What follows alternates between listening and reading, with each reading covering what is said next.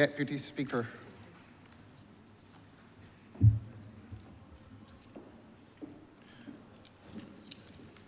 When the House met this morning,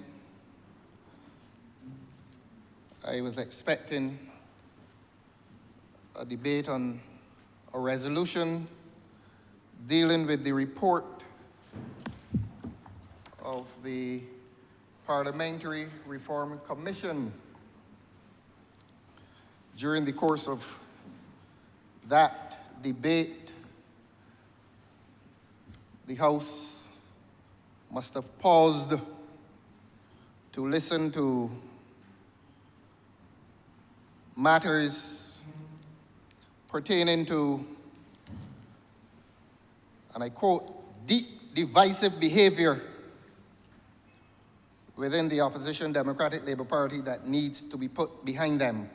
Now, I was somewhat unsure as to what that opinion had to do with the debate. And I did say to you, Your Honour, I expected the debate purely on the resolution. But if that quality of presentation is allowed, Your Honour will not prevent me from responding accordingly. But do permit me, Your Honour, to pause courteously and to, as I always do, welcome the Honourable Prime Minister on one of her many visits to Barbados. Let me welcome her, and of course to the House.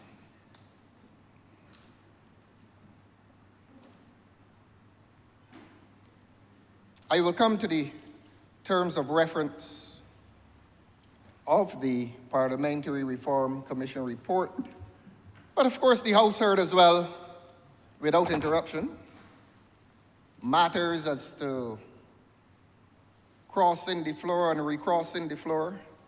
That continues to be a public obsession of the honourable member who preceded me immediately.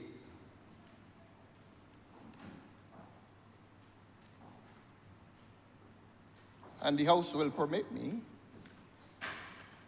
to share with this House and with this country the litany of woe, cleavage, and dysfunction that has visited the other side over the past few years.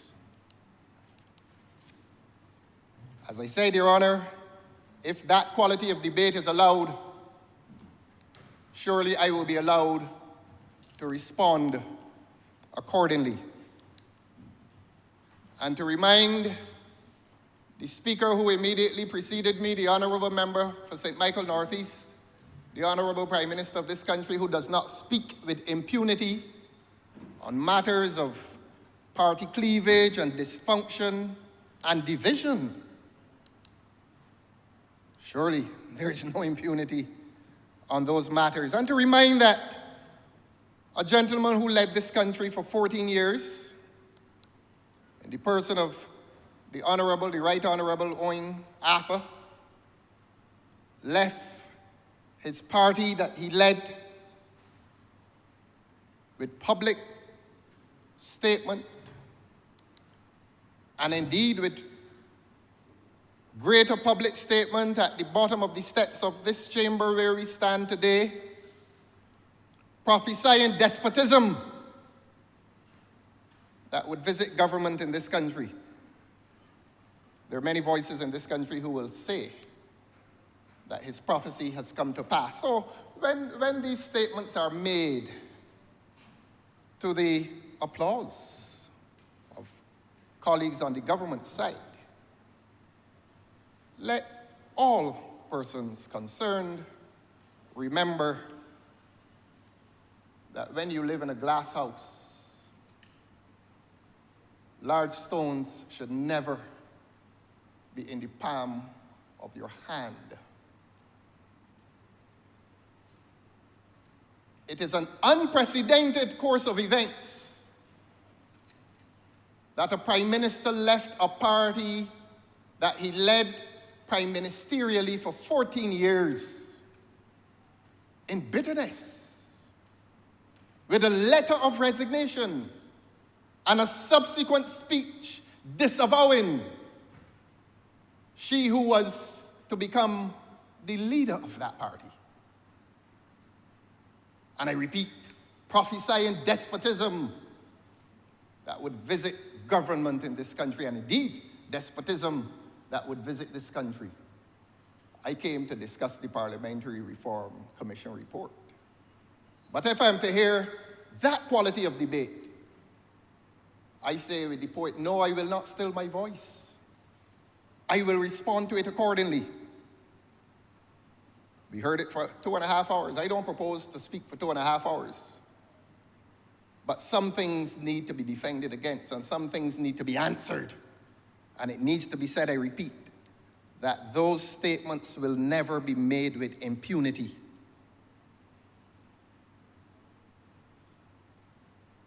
Matters before the High Court of this country, the Civil High Court, are matters of public record. There's a case before the High Court, claim number 0642 of 2013.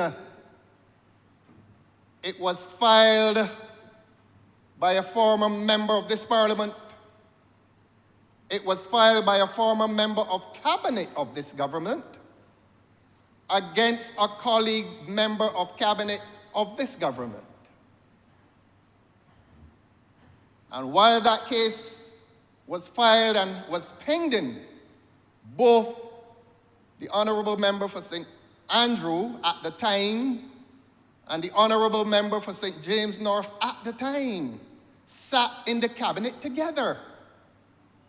And there's an Honourable Member sitting in this chamber, I won't identify him, who on the 8th of August 2014 sent a witness statement to that matter. I'm not going to read it.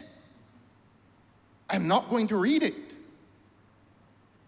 But to make it plain language for the public, one cabinet member sued another cabinet member for defamation, and the claimant, he who sued, was supported by a member of this present Parliament. He was sued, a cabinet member sued another cabinet member, and contributing a witness statement to that event was a person who sits presently in this Parliament, and I'm not going to give the details of what that honourable member who sits in here today said in relation to that matter of defamation of character. Claim number 0642 of 2013. And we visit a Parliament today to talk about divisions in a party. The Honourable Member for St. Michael East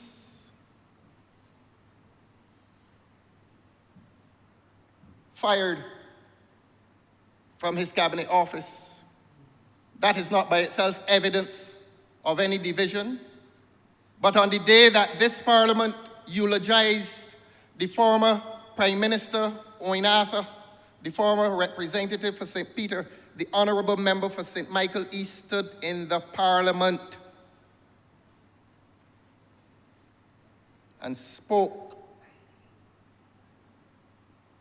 with criticism against the Prime Minister of this country. On the same day, in eulogizing the deceased former Prime Minister, Owen Arthur, the then Honourable Member for St. Andrew joined the member for St. Michael East in public criticism of she who now sits and runs this country as Prime Minister. So I say that these statements of party division must not and cannot be uttered here or anywhere with impunity. former member for Christchurch West,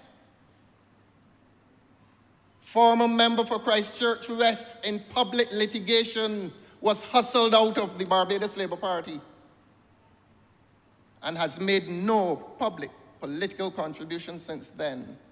It was a nasty and public affair. Dr. Crystal Haynes, former senator, removed from the Senate without any public explanation in the aftermath. In the aftermath of having uttered statements opposing the government's transaction of public properties at Whole Town. The honourable member for St. Michael South Central, I'm sorry, I apologize to the public for this statement of affairs within the government, but it has to be done. Fired twice. The honourable member for St. Michael South Central. You don't come here and see a more unhappy individual.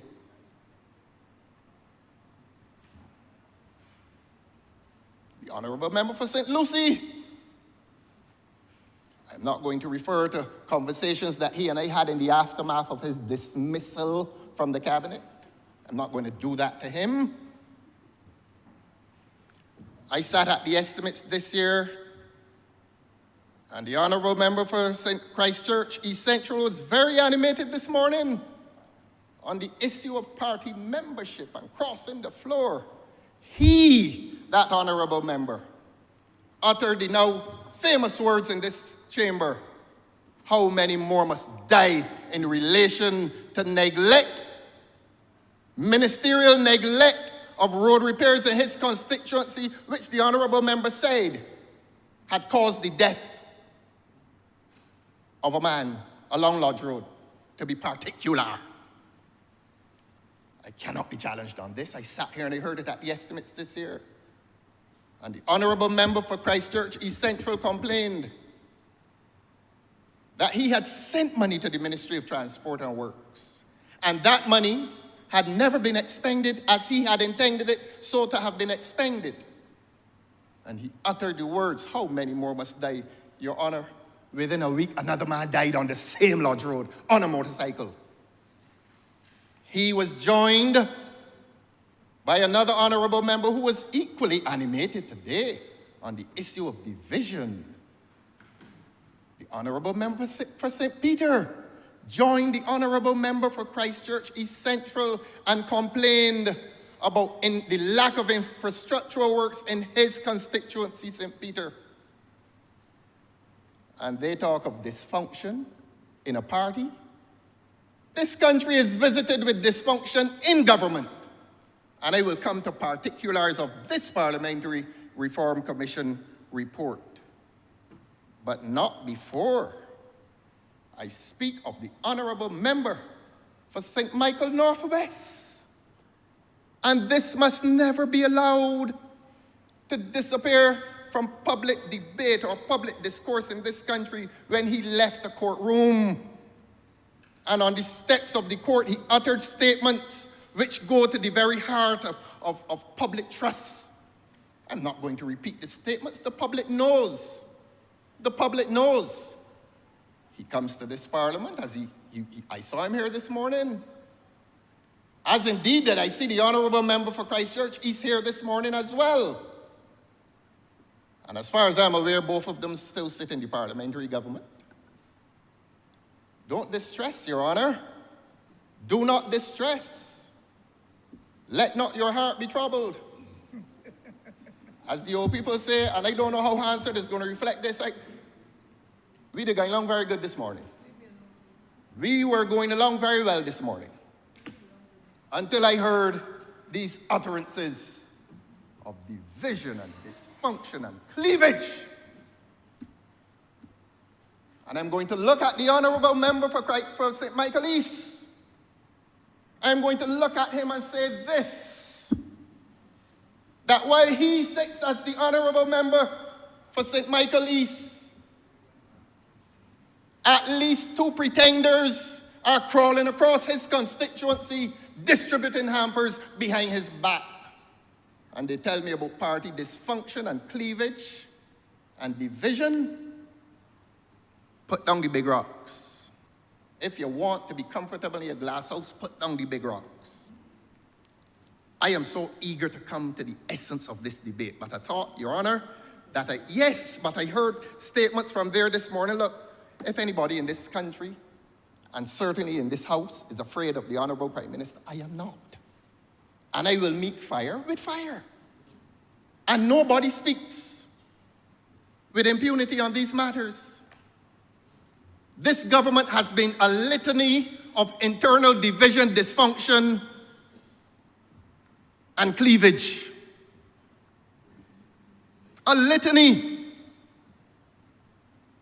And for the public's benefit, I say again, civil claim number 0642 of 2013. Go to the witness statement that was submitted on the 8th of August 2014. I'm not going to become so angry that I'm going to read it. But when the public reads it, when the public reads that witness statement of a member who sits in here right now, the public will be alarmed, and the public will begin to wonder, well, how could they cast stones? Really? How could they? How could they? And how could the honourable member for St. Michael Northwest sit comfortably after he said what he said? That he is of the view now that it is not only the rain in Barbados that sets up. That is his view. Let me press on, Your Honor. Let me press on. I was very pleased to see the students of the two public schools here this morning, the George Lamin Primary School and the Ellerslie Secondary School. And the Honourable Prime Minister chose this occasion of their presence to engage a debate which I describe as a hierarchy of heroism. The Honourable Prime Minister made some comparison between the heroic efforts of Right Excellent Grantley Adams and Right Excellent Errol Barrow. And of course, Grantley Adams, Right Excellent Grantley Adams, is credited with being the father of the movement for universal adult suffrage, and Right Excellent Errol Barrow is credited for being the father of that universal right to education. And it was at that point that the debate became academically and politically more worthy of engagement. But as I say, it is an attempt to establish a hierarchy of heroism. In other words, which of these two events has been more pivotal to Barbados' development? The right to vote or the right to an education? And the presence of those children here this morning was symbolic. It is a pity that they did not hear that the right that they enjoy to an education may be of greater significance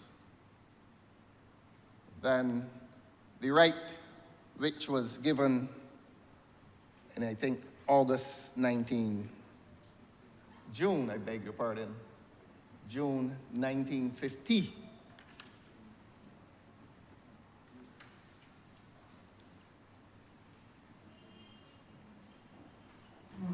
I want to say, in answer to the question raised by the Honourable Member for St. Michael Northeast, that the overwhelming majority of the people in this Parliament are here because of this revolution of 1961. The right, not the privilege, the right to a free education. 1950 sent the poor to the polls. 1961 sent the poor people's children to freedom, justice, and democracy. I repeat, 1950 sent the poor people to the polls. 1961 sent the children of the poor to school, and therefore to freedom, justice, and democracy. I will not wrestle with anyone as to the relative importance of those two events. They were very important. But I do not and will never deny the ultimate importance and the ultimate significance of that 1961 revolution, when a government determined that every child in this country had a right to a free secondary education, a right. And while 1950 gave the poor the right to choose parliamentarians, 1961 gave the right to children to emancipate their lives from the fields of labor. It used to be as bad as that, Your Honor. It used to be as bad as that, the condemnation to child labor. When people were leaving school at 12 and 13 and 14 and going into the fields of agriculture and working. And I'm not here to deny the importance of 1950, but I will engage in no wrestling match in which you seek to make comparisons between universal adult suffrage and universal child education. And therefore it becomes my position in any event that there has been no revolution visited on this country which has exceeded the importance of 1961.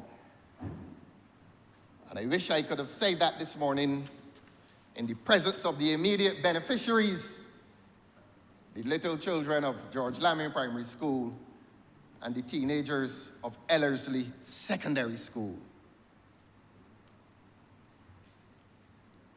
Let that wrestling match end.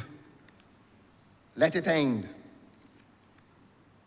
And let us end a debate that seeks to elevate the contribution of one man above another.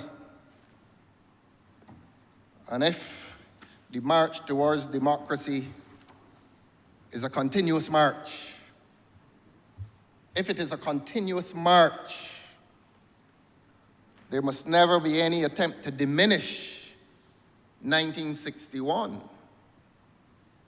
or to have the significance of 1961 disappear from the annals of our history, because I did listen very carefully to the Honourable Prime Minister, and I did hear the Honourable Prime Minister credit Right Excellent Arrow with independence.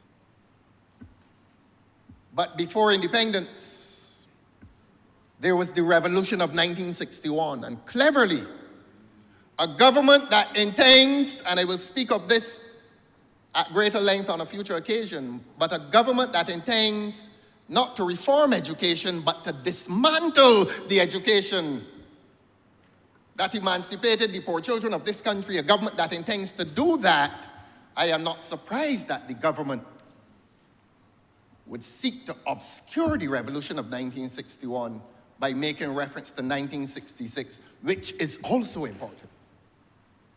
But in amplifying 1966 independence, I defy this government in any debate as to the modern history of Barbados to obscure the 1961 revolution. But then this is a government that has sought to change even the name of Independence Day to something called Barbados National Day. This government has been in the business of dismantling the symbols of freedom, justice, and democracy in this country. And the people must know this. The people must make themselves aware as to the business of this government, that this government's prime business is the dismantling of the institutions of freedom that saved the lives of the poor in this country. And it must now trouble this government that the people of Barbados are becoming aware of these events. It is not only a government that is dismantling the voices of freedom that may well exist within its government, as was the voice of Senator Dr. Crystal Haynes, who has disappeared from public life. Not only is this government concerned about dismantling the institutions of freedom, this government has been dismantling the voices of freedom in its own party. And when I say that, I turned and looked at the Honourable Member for St. Michaelis. I'm not attempting to curry his favor. I speak honestly. I speak honestly, and there are other voices of discontent within this government even while I speak. Even while I speak. And so the ritual, the weekly ritual of personal attack and personal invective, simply because I come in here and exercise my right to oppose this government. Let it continue. Let it continue. If people want brownie points, if the members of this government believe that the way to impress the Prime Minister for the sake of their own elevation is to engage in personal abuse of me every week, so be it. So be it. If that is the quality of debate that this government and its members is being taught, so be it. But the people of this country, their ears are open and their eyes are also wide open, and they can see what is happening in this country. They can see this Parliamentary Reform Commission report will come to discuss in its content fixed term limits for a government. We now live in a country in which an election date becomes a matter of ambush, not only of a political party, but of the people of Barbados. Why is this government so lacking in political stamina that it cannot allow itself to be given 5 years, and at the end of 3 years, the people in Barbados begin to guess as to whether we're going to have an election? That is an illegitimate government without stamina. A government which cannot start a program and complete it. A tired government.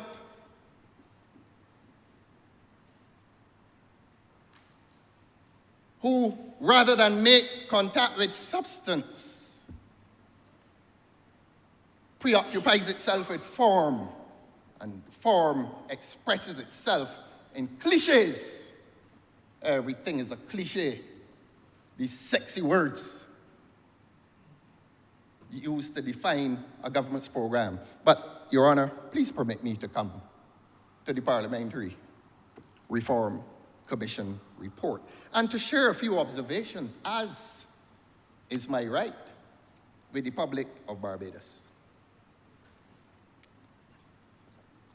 I will first read the terms of reference within that Parliamentary Reform Commission report. Permit me, Your Honor.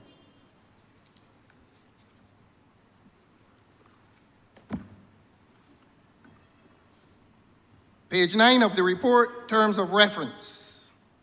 The Commission's terms of reference required it to seriously deliberate on a number of matters touching and concerning the Parliament and the Executive, some of which are constitutional in nature. The Commission was empowered to examine, consider, and inquire into Barbados's parliamentary system, process, and procedures. It was charged with making recommendations to strengthen Parliament, and its functions. It was also required to make recommendations to enlarge and strengthen Barbados's democracy. Particular emphasis was to be given to making Parliament culturally relevant, inclusive, and modern. Finally, the Commission's reform proposals were to be of a nature that would meet Barbados's new circumstance as a parliamentary republic and promote the good governance of a nation. I read that to bring your Honour's attention to two phrases of some significance. At line 3, it says that these matters, some of which are constitutional in nature. I will focus on that presently. And after I focus on that, I will focus on the penultimate line, which describes Barbados as a parliamentary republic. Let the public be aware that it is this opposition's position that a debate on parliamentary reform is futile unless you have a larger debate on constitutional reform. And I'm going to say something to this Parliament that I say so often, but I'll say it nevertheless. A constitution is essentially a document which establishes the state. And in establishing the state, it establishes the institutions of state. And those three institutions, broadly and largely, are the Parliament, the Cabinet, and the judiciary. And not only does it establish the state and its institutions, it guarantees fundamental individual rights. And it goes beyond that. A constitution must, as an overarching legal document, it must embrace a political culture. It must embrace an ethos, a cultural ethos. And what do I mean by that? That it would embrace human values which sometimes derive from religious values. And that will be of some importance. And it is of some importance to this country. A country that a few years ago apprehended the fear that this government had intended to remove the question, the reference of God in its constitution. So that this is a country of many religious persons who live in fear that the government had intended to eliminate from its overarching legal document that governs all activity in this country. The people had feared that the reference to God would have disappeared. I come here to discourse constructively, not to engage in personal invective. Let us contained, let ideas contained.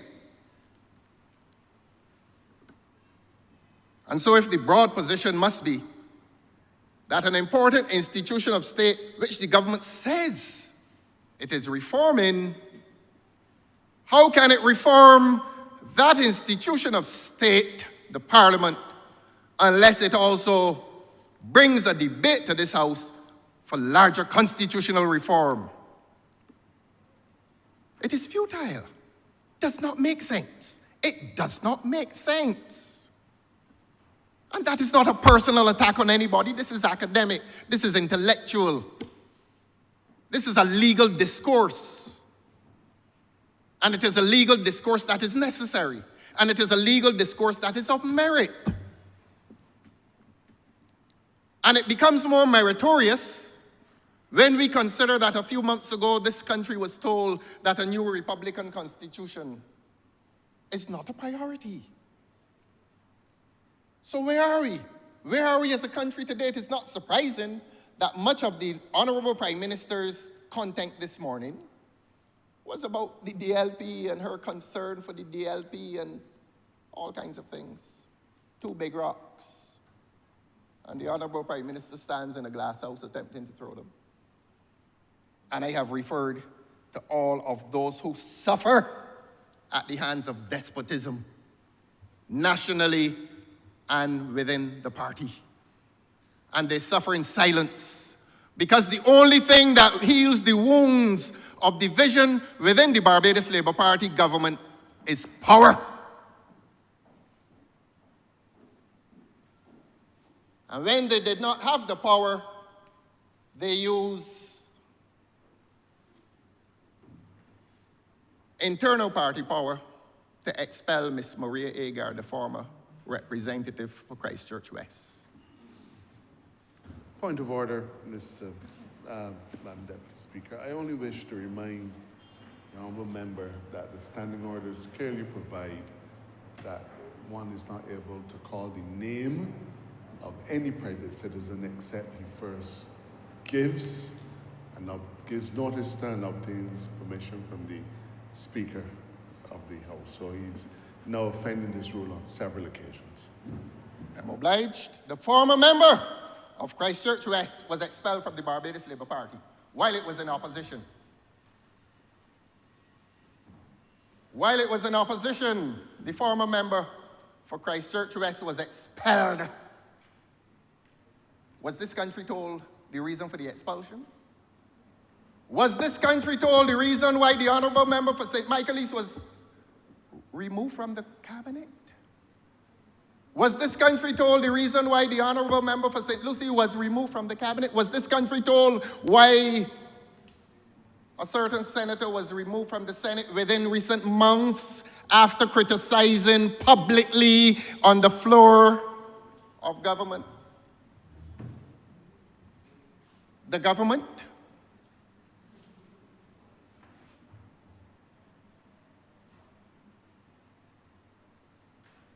We have a quorum. Don't run. Don't run. Keep the quorum intact. Keep the quorum intact. I have a witness statement lodged in the Supreme Court of this country. Lodged in the Supreme Court of this country. And they dare to come in here talking about division and dysfunction and cleavage, when the only thing that heals the wounds of cleavage within this government is the possession of power. That is the only thing that heals the wounds. So don't believe, Prime Minister of this country, that you have the right to speak of these matters with impunity. You don't. So rise on the points of order. I sat quietly and endured it all. And I am not afraid. Honourable Member. I'm back to the Parliamentary Commission report, Your Honour. Honourable Member. Yes, Your Honour. From St. Joseph was correct. Yes. In the matter he drew to your attention. Yes. And for my knowledge, and I'm not so familiar, I am not aware that anybody who gets expelled or suspended or chooses to leave cabinet has anything to do with the management of the affairs. If there's a change in cabinet, there's a change in cabinet. But let us see if we can get back to the matter, order number 8, to do with the reform in the reform of the Parliamentary Commission, as is the topic that we are discussing today.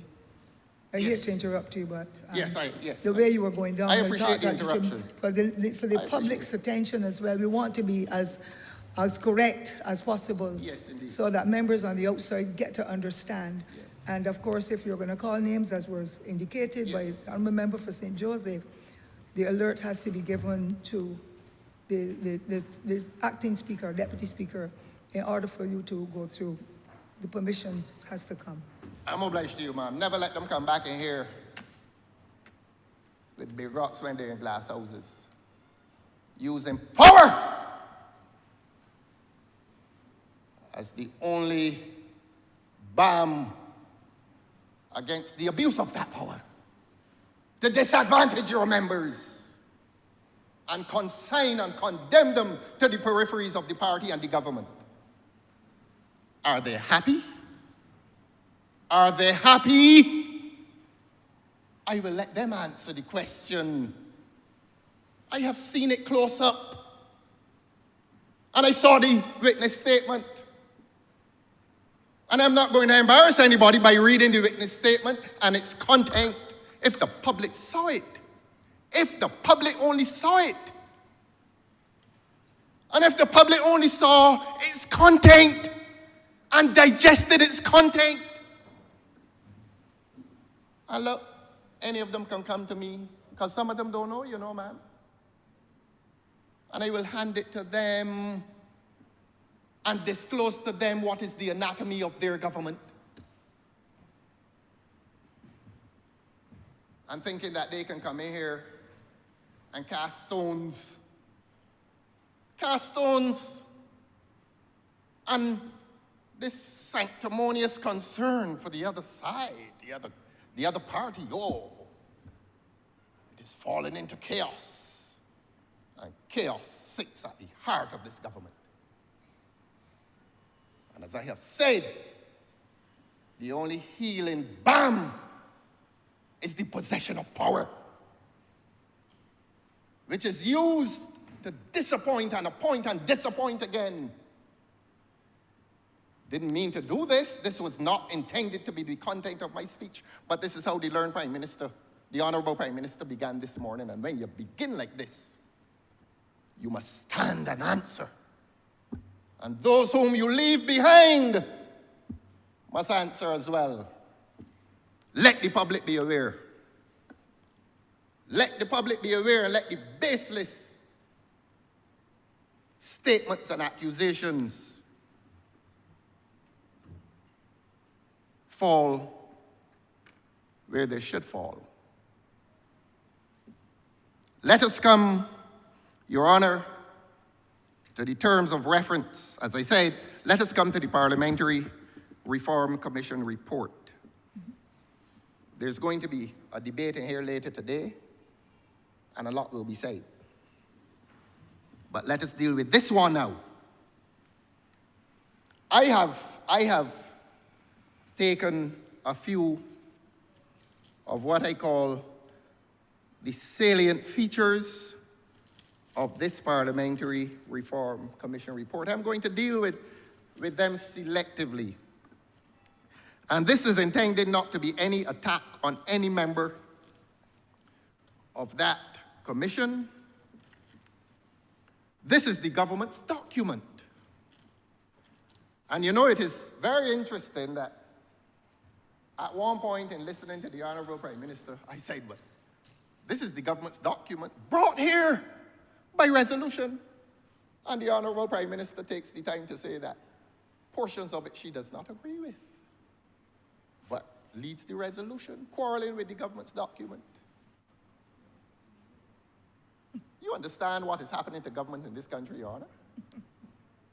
Do we understand what is happening to government in this country? That there's a resolution before this Parliament, which I will now read, led by the Honourable Prime Minister, whereas the Parliamentary Reform Commission was appointed on the 8th day of May 2023 to examine Barbados' parliamentary system and make recommendations for the strengthening of Parliament and the country's system of democracy, and whereas the Commission was empowered through its terms of reference to deliberate on matters touching and concerning the Parliament and the Executive by A, empowering, examining, and inquiring into Barbados' parliamentary system, process, and procedure; B, making recommendations to enlarge and strengthen Barbados' democracy; C, transforming Parliament into a culturally relevant, inclusive, and modern institution, and that the recommended reform proposals would enhance good governance and create a parliamentary architecture befitting the new republic. And whereas, having consulted extensively with the Barbadian public here and abroad, the political parties and civil society presented its report to the President of Barbados on the 27th June 2024 with a wide range of recommendations consistent with its remit. Be it resolved that the Parliament of Barbados take note of the report of the Parliamentary Reform Commission 2024 and its recommendations, and this expresses that it is subject On point to of order. approval. Madam Deputy Speaker. The Honourable Member continues to plod through this chamber, speaking glibly on matters that he really ought to have a better grasp of. The report is not the government's document. A commission was established under law and sworn in by the president, given the commission by the president, and submitted its report to the president. The chamber is being asked by the Prime Minister through a resolution to take note of that report. It is not like if it was a white paper or a green paper which establishes or seeks to establish government's policy. A paper, a white paper or a green paper would be the government's document. But this is a report of a commission established independently under its own legislation. And it is therefore completely erroneous and a clear and distinct attempt to mislead the chamber and the public by saying that it is the government's document. It is not. It is a report of a commission established in law, and we are obligated to bring it to this chamber for better, for worse, for richer, for poorer. I appreciate the intervention, and therefore I will continue to say that one drew from the Prime Minister's speech this morning that she is wrestling publicly with portions of the report. It was brought here, but it wasn't brought here by the Clerk of Parliament or the Marshals. It was brought here by the government. And I continue to say that the Prime Minister wrestled with portions of the report. That's the point I was making. Be it resolved that the Parliament of Barbados take note of the report and its recommendations. I say it is politically unseemly to accept a report sent to the President, sent to the Cabinet, brought to the House of Assembly by the government, and for the Honourable Prime Minister to wrestle with portions of the report publicly. That I use the phrase, politically unseemly. I did not use the word ingratitude. I did not. I did not accuse the Prime Minister, the Honourable Prime Minister, of ingratitude to those who sat and held several town hall meetings and produced a quality of report that to this day has not been similarly produced by a Constitutional Reform Commission. Where is their report? Because my original submission is that this report should be subsumed within a larger report of the Constitutional Reform Commission, but that report, in terms of its content, leaves much to be desired.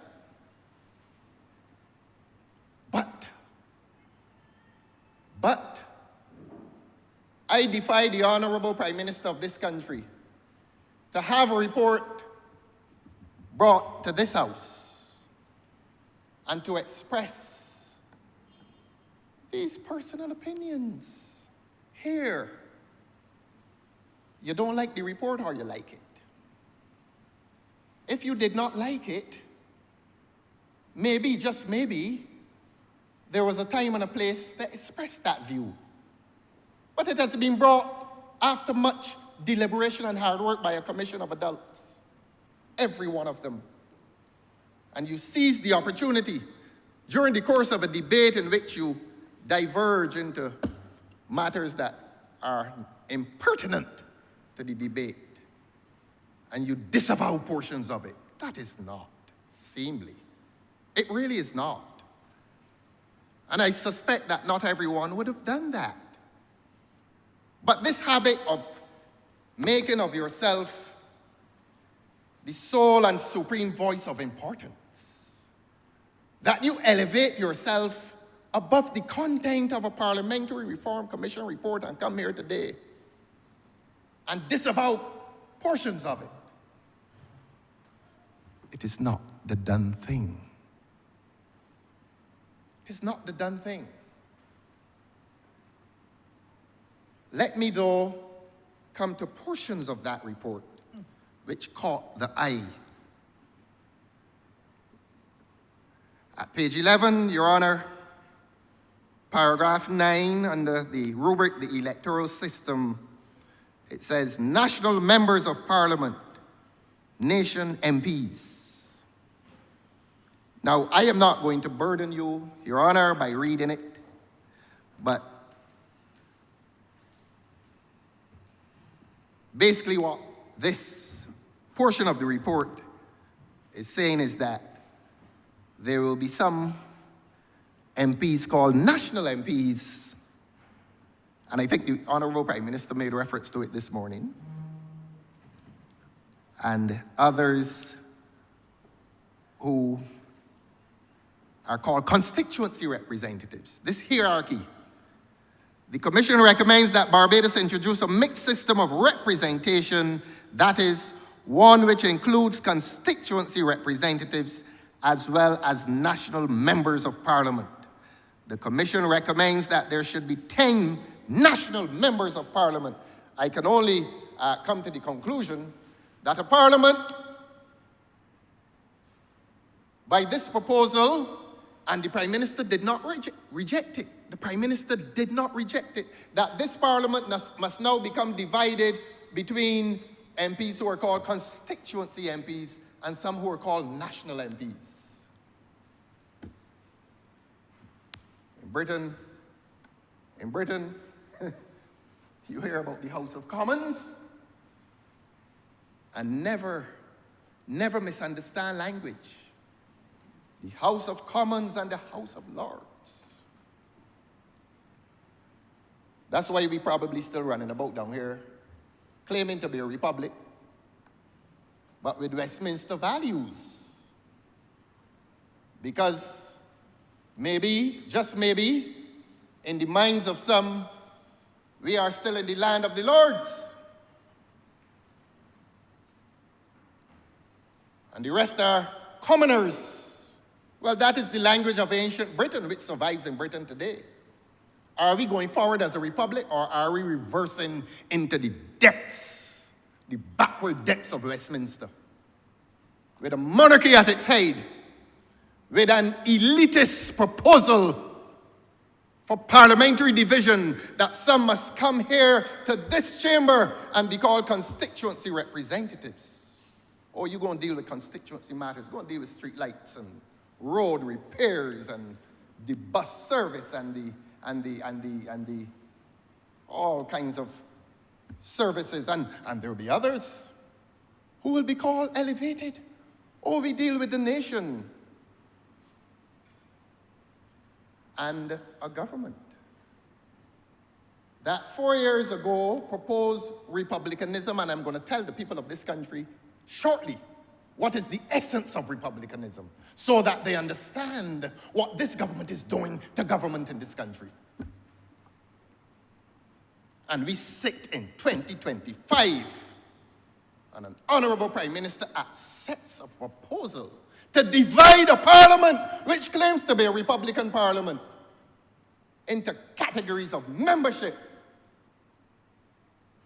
evoking memories, bad memories of parliamentary elitism, the House of Commons and the House of Lords.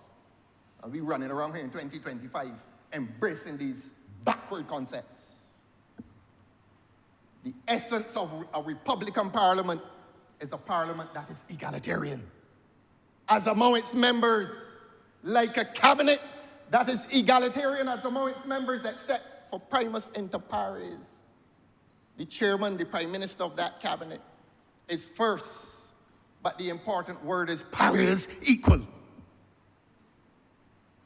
And in spite of that concept of egalitarianism in a cabinet, you come to a parliament, you come to a Republican so-called parliament, and you are dividing members into categories.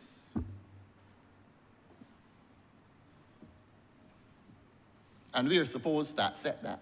The Prime Minister has accepted it. The Honourable Prime Minister this morning did not reject it. In my view, and this will become subject to a party position, apparently the Prime Minister wants to run the DLP and all the other parties, perhaps some of which getting some financial support anyhow. The issue of subvention was mentioned.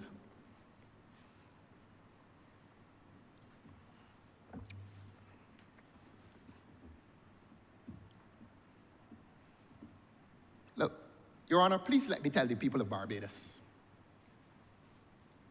what Westminster is about and what republicanism is about.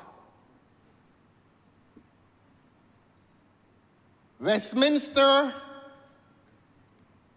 is an outgrowth of a monarchical system of government in which the head of the state is a king or a queen, as the case may be. And power devolves from top to bottom. In a republican state, power devolves from the bottom up, and those who sit in parliament do so as authentic representatives of those at the bottom. Westminster is different. Westminster has been an outgrowth of the monarchy in which power devolves and derives from the top to the bottom.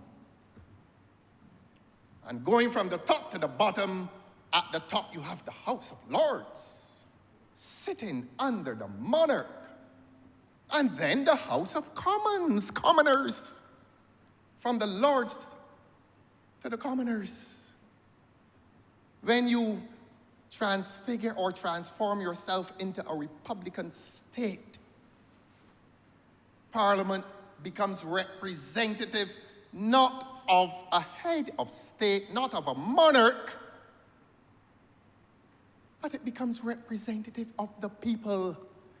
And let me demonstrate by practical example one of the fundamental differences between the monarchy and a republic. And let us contrast the United States against England. In England, when a man is charged before the court, his indictment reads, "The Queen." Well, the Queen is dead. King Charles. An indictment before a court in England would read, "The King against John Brown." John Brown is charged with a criminal offense. It says, "The King against John Brown." Or the alternative language in the presence here now of a former prosecutor and a good one too.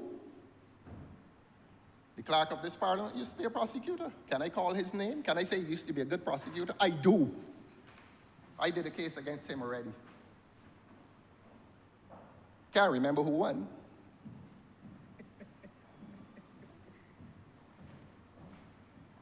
And if he chooses not to remember, I would know why. But he was a good prosecutor. And when he brought that indictment, it read, and he would have said to the judge, "The Crown," or "the Queen." The language was used interchangeably. And that is consistent with my view that the state and all persons who acted within that state were acting on behalf of the king, on behalf of the crown. In the United States, when a man is charged, when John Brown is charged, the indictment reads, "The people against John Brown." And that is a very live illustration of how the two states structure themselves. One a monarchy, one a republic. In the monarchy, all persons who act on behalf of the state act on behalf of the monarch, the king or queen, as the case may be. And therefore you have the queen or the king or the crown, they say interchangeably, versus John Brown. In the United States, it is the people versus John Brown. Sometimes we need to pause and understand language and what language means, and that language is related to consciousness, and that language, unless it has meaning, it stands for nothing. So that when the United States says the people against John Brown, they are speaking of the essence of republicanism, that power resides within the people, and that power devolves upwards to agents of the state. In the Westminster system, it is the other way around. Power derives at the top and devolves downwards. And all persons who act within that state act on behalf of the monarch. Some Barbadians now are pausing to ask whether we are a republic or whether we are Westminster. And the real answer to that is related to the active and real use of power in this country. And I repeat that it is untenable for this country to be plodding along without a Republican constitution while claiming to be a republic. Plodding along with a Republican constitution inhering with Westminster values. I say to the Honourable Attorney General, who's been very active after lunch,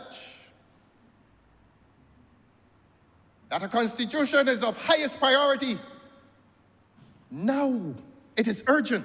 It is more urgent than what this Parliament is doing today, because what this Parliament does today is an exercise in futility, except that it gives us a chance to examine the anatomy of this government and to find it wanting. Bring the Republican Constitution and bring it with urgency. Don't interrupt the business, the people's business. If you claim that you're a republic, do not interrupt the people's business with any election. And if you bring the election, well, I am not a prophet. I am not a prophet.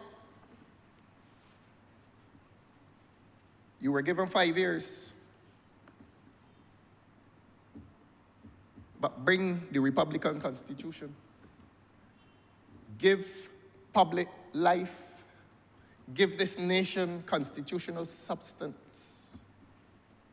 This government must not be allowed to hide behind the ultimate prime ministerial power that is afflicting public life in this country. I make bold to say that no one is sure as to where power and authority lies. Because this country now sits in no man's land. And hardly a person speaks of power unless in the same sentence they call the title Prime Minister, as if that nomenclature of Prime Minister equates with power, ultimate power. And that is the sad state of affairs in the political and constitutional life of this country. Am I supposed to remain silent on that, man? No, I will not still my voice. The people of this country have too much to claim. And the people of this country will demand a Republican Constitution. The people of this country will demand that an election is not used to ambush political parties, and more so to ambush the people of this country. Do what must be done and do it properly. And I therefore reject this proposal for any hierarchies within this Parliament. At a practical level, where these national MPs going to sit next to you, man? Or on this platform? And the commoners, I don't know, well, not the commoners, call them that. The ones from the constituencies. I don't know if they'll put the Honourable Member for St. Lucie somewhere. Well, he won't be back anyhow, but I don't know where he will sit. Because I assume he will be a constituency MP. He will deal with the bus service and the lights and the state of the roads. While, well, I don't wish to be invidious, But maybe there are others who will be elevated, reminiscent of the House of Lords, and they will be the lords of the manor. And they will probably sit on this platform and look down on the commoners. Maybe. Maybe.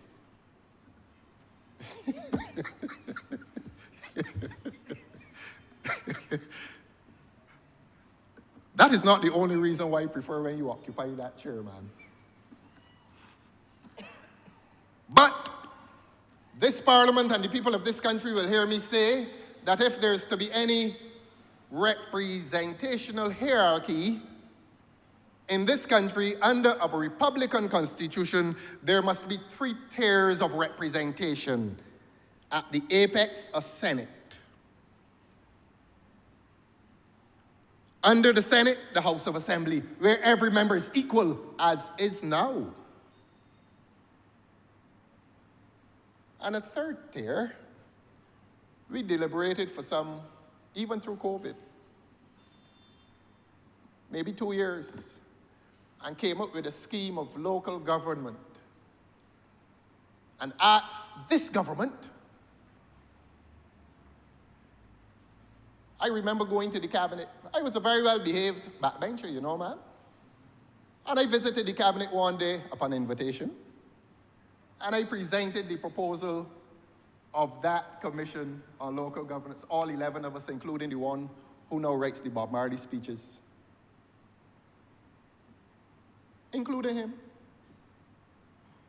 And we came up with what we thought was a brilliant proposal for representation at the local level, and we asked this government to make that a 3rd tier of representation at the local level. Ma'am, I'm not going to give you the details, but I will tell you this.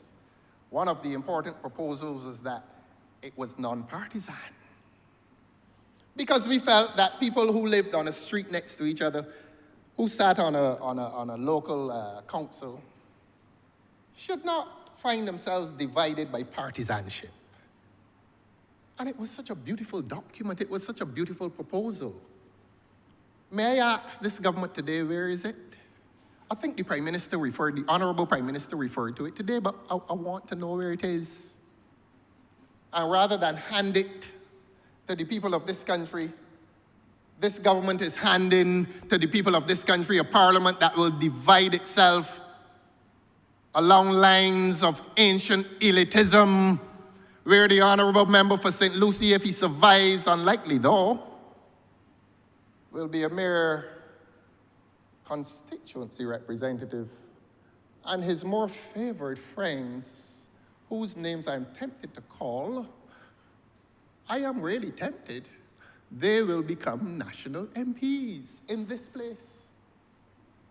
And this is what the people of Barbados are hearing today, endorsed by the Honourable Prime Minister, that this Parliament must now be divided, and in the short time that the Honourable Member for St. Lucie has left, he will be relegated to the peripheries of this chamber, while his more favoured friends, and if they get me back, I can call him. You want me to call a name? You want me to call a name? You love a hierarchy. With my permission, sir. You might be on the periphery. With my permission, sir, only. You might get punished for that with this statement here. Don't forget.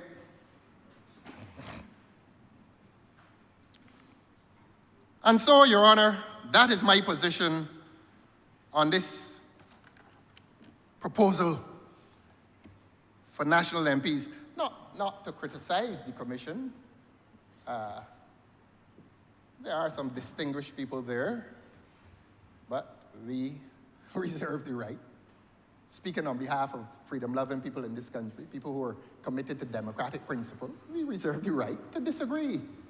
And we disagree fundamentally on this issue of national MPs sitting in a parliament with something called constituency MPs, a return to elitism. But if this government finds itself embracing a value system in which elitism must be preserved within the context of republicanism, then it reveals that the government's understanding of republicanism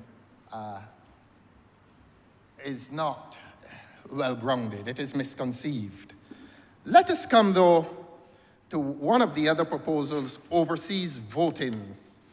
And we do notice that the Commission rejected overseas voting. We have been engaging the diaspora for some time.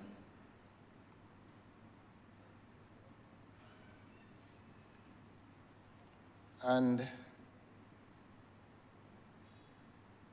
I don't know if the government has been similarly engaging the diaspora.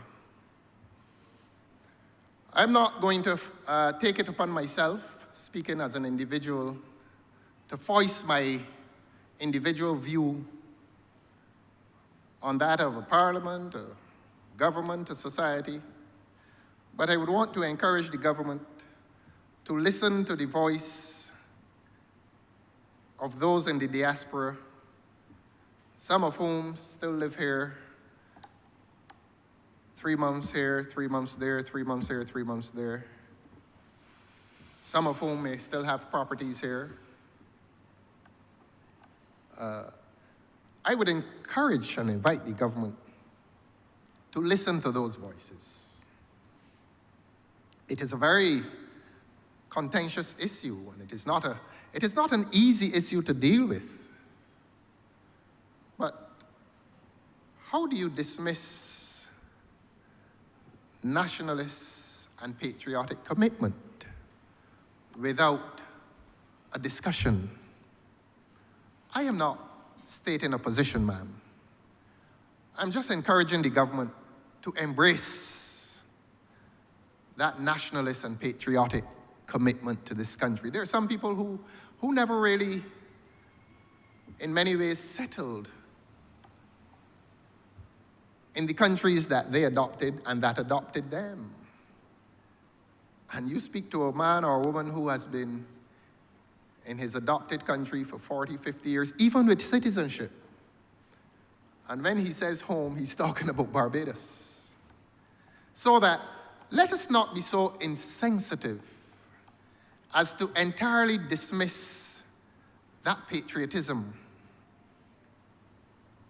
with the two-letter word, no. Let us engage them.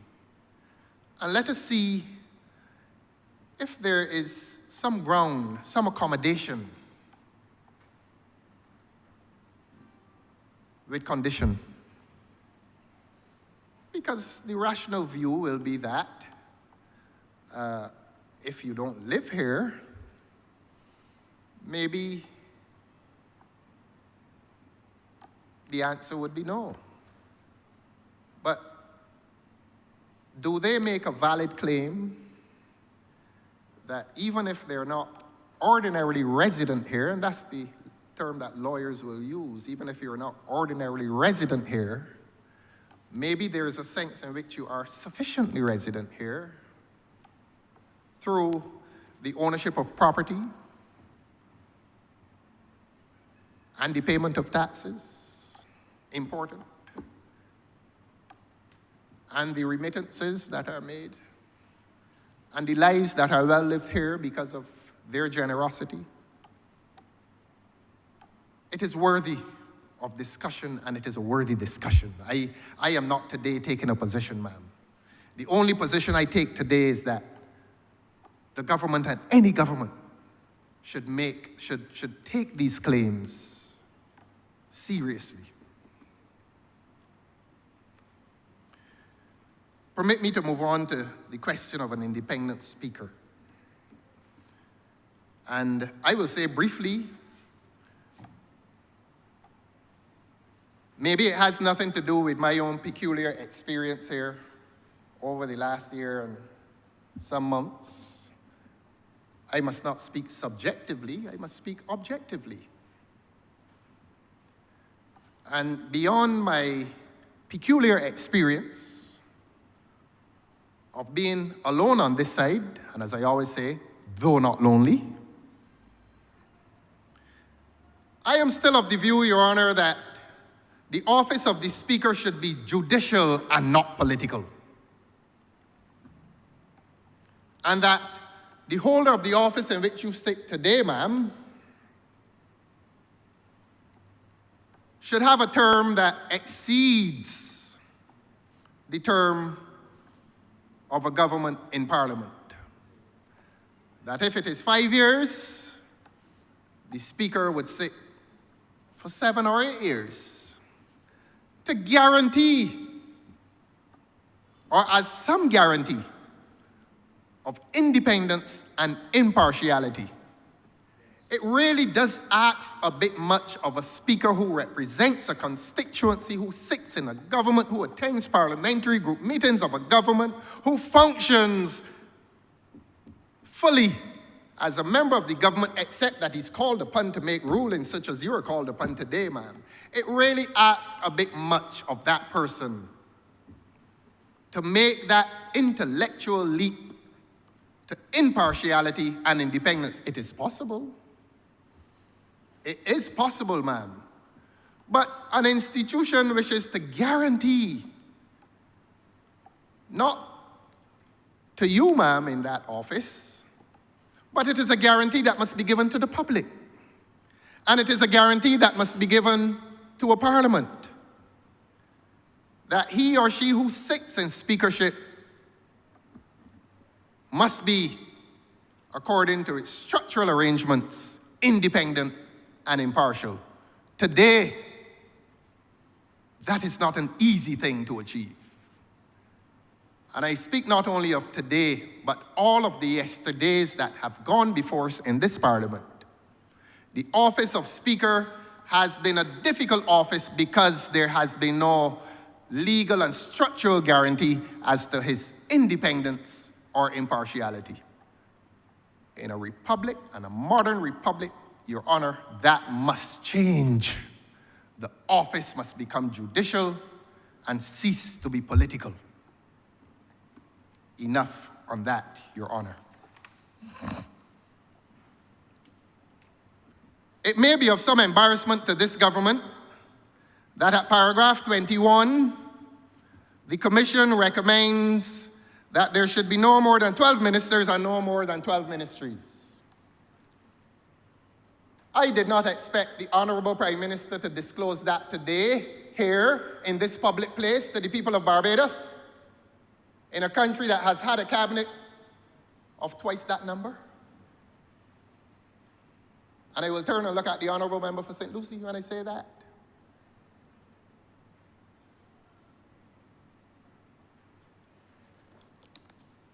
Here we have a recommendation from a Parliamentary Reform Commission which recommends 12 ministries and 12 ministers, and this government is parading across this country with twice that number. Need I say more to the people of Barbados? That this commission is confronting this government with a proposal that collides frontally with the practice of this government. Even the commission, ma'am, even the commission established by this government, headed by a former president of the Senate and a long-standing member of the party in government, the distinguished one himself. And I see nothing in the report that says that his was a dissenting voice. And he now must take collective responsibility for a commission that is confronting this government, that impliedly accuses this government of waste of public resources in funding a cabinet that is twice as large, with a few extras, as what the commission recommends. It's the largest cabinet in the history of this country. And it is a cabinet headed by an Honourable Prime Minister who complained when there were 17 in the previous cabinet.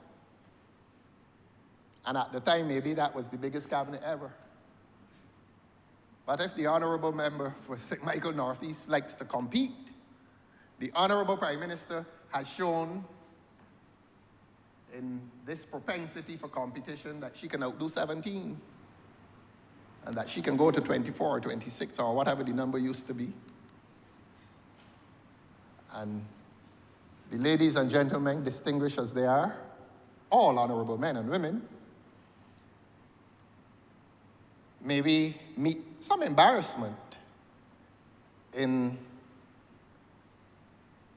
trampling upon each other's political and administrative terrain. Because there was a time, admittedly, when I was not sure, when I was fighting for those noble fisher folk, I was not sure whether it was under the ministry of the Honourable Member for Christchurch West Central or the Honourable Member for St. Philip South. I was not sure who was responsible for the fish markets. I really was not sure. And I hope that those ministers were sure. I don't know if it is possible for a man to leave home and end up in the wrong office, but this government has had so many ministers that if I were to hear that that has happened, it would not surprise me. But the point is made. Paragraph 23, and I'm not bashful about this, crossing the floor. And I will not call names, but there was a dissenting view, not supported wisely by the Commission, that if the Honourable Member for St. Michael Northwest wishes to cross the floor tomorrow, he can. He can.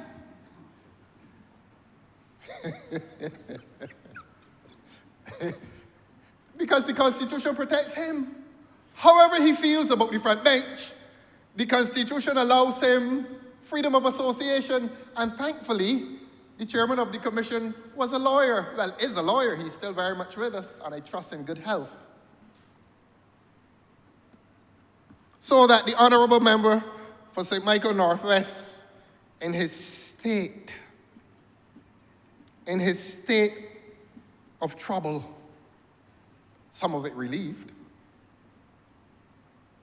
Political troubles may still be on the horizon, but if he wishes to cross the floor, and this is not a public invitation, nor private, but if he does it, he sits down there by the Honourable Member for St. James North. He can go down there with you.